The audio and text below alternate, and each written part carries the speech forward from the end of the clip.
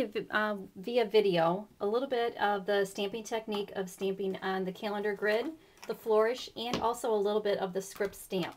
So we're going to go ahead and you're going to take all 12 of your 6x6 pages. Go ahead and put your big calendar grid stamp onto a 5x7 block. You're going to take your linen pad in the burnt umber and you're going to go ahead and blot it, get a nice coverage everywhere onto the stamp. And then you're going to start at the bottom. You're going to go ahead and just line that up. It's going to almost fall off the page there on the left hand side, but just go ahead and get it lined up nicely in that corner. Starting here, make sure that this lines up. And then just press firmly everywhere. And that's going to be your calendar grid. You're going to do that to all 12 of those.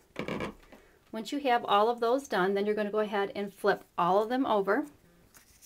Then I want you to make 2 piles. So I want you to make a pile of 6 and a pile of 6. And you're going to take the flourish stamp, that's off the 7 Gypsy set.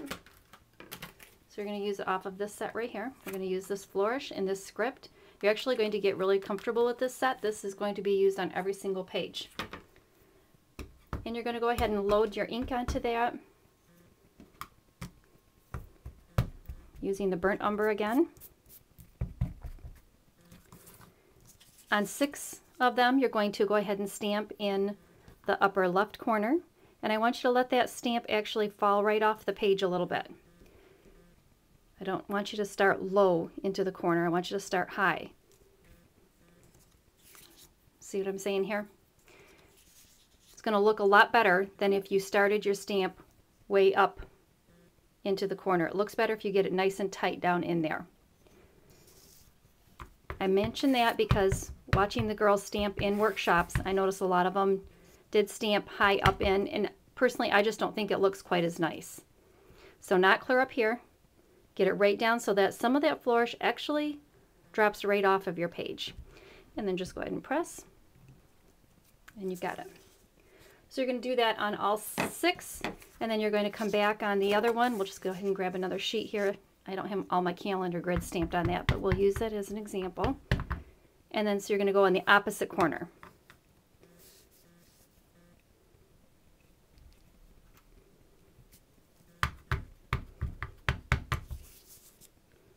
All right, down here.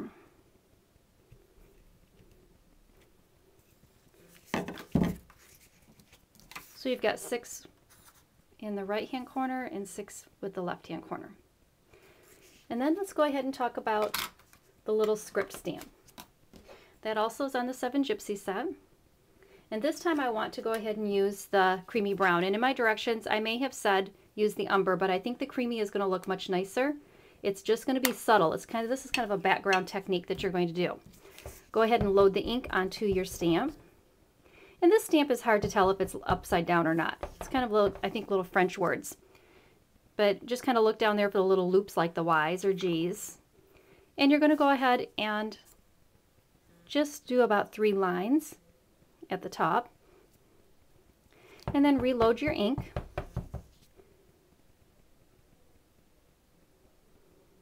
And then stamp again. Reload a little bit more. And then this time I just kind of walk it down without reloading. And you're going to do the same thing at the bottom here. You just want it real, just a little bit. You don't have to stamp the whole entire stamp on it. You just want half of it or so. And then put a little bit more. And then this time I would not come back for the 3rd stamp. I would just walk up the edge and let it fade. And if it's too much, if it didn't really take it, I would come back and stamp just a little bit. And that just gives that a real nice look. Once you have your calendar grid stamped on all 12, oh, that's a boo-boo there, don't look at that.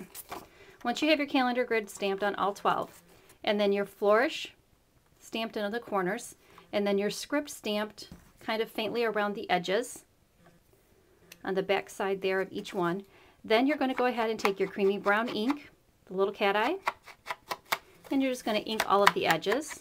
That's going to fill that in really nicely. And don't forget to do both sides.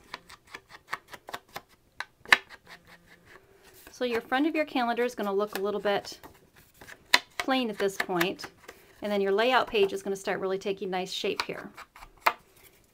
And that's going to be your mass production that you're going to be doing. And we also are going to actually do the January page, but I will do that in either just in photos, or I might do a little video clip of that. We'll see how that pans out for the weekend.